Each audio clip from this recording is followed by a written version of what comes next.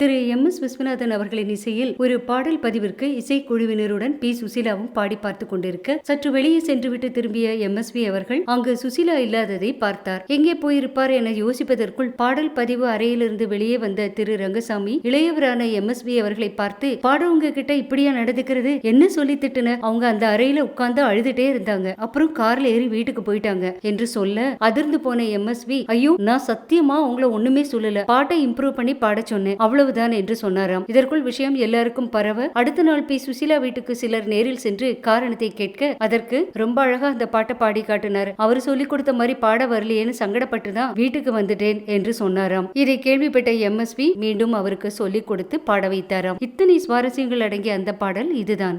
ஒரு நாள்